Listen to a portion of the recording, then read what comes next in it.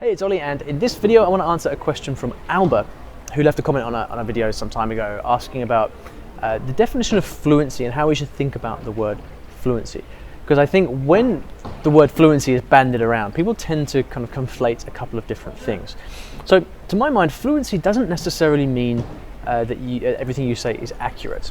So fluency is not the same thing as what you might call accuracy or proficiency. We can talk about language learning in different kind of ways, and the most kind of normal way and most commonly understood way of talking about someone's level in a language is I think in people's minds, it's okay, how accurately are you able to speak?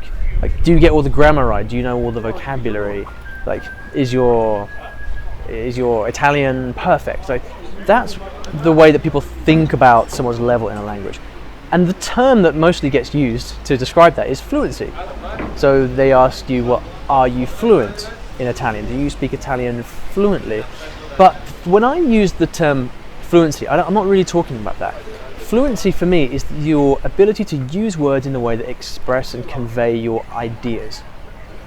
To use words in a way that get meaning across, with the aim ultimately being able to have a nice, enjoyable, successful interaction with the person that you're talking to.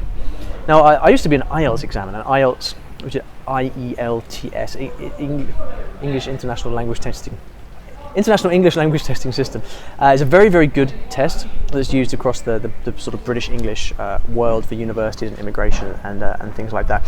And there are very, very specific descriptors of the way that people can use language. So in the speaking test, one of the things that you rate as an examiner is accuracy as separate from fluency. So when I used to examine people, one of the first things I would listen to in the speaking test is, okay, how comfortable is this person sitting down talking to me?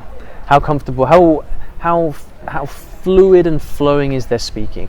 How naturally can they get their ideas across? Basically, does the conversation feel normal? As an old tutor of mine used to say, would you enjoy sitting down with them for a drink in the pub? Like, that's kind of there. You don't care about whether you're getting the grammar right. It's just, are the ideas flowing? Is the conversation flowing? For me, this is what, when we talk about fluency, that's what we're talking about. Now, different from that is accuracy.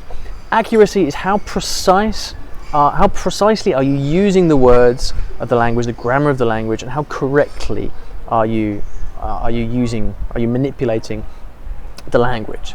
You've got fluency, which is how well you're getting your ideas across in general, and accuracy in terms of how specific and precise, how correct is your language.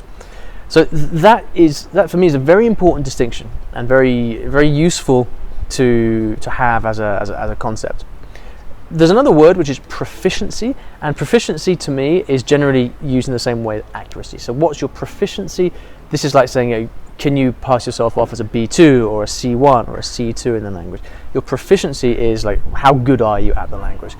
These things are all things we might test, you might need to get certificates for, but again, I don't add fluency into the mix there. For me, fluency is simply a way of talking about how well I'm able to communicate and express my ideas. Obviously, there's a lot of overlap, but I hope it gives you a little bit of a kind of map of how we can think about ability in the language. And ultimately, of course, fluency I think is more important.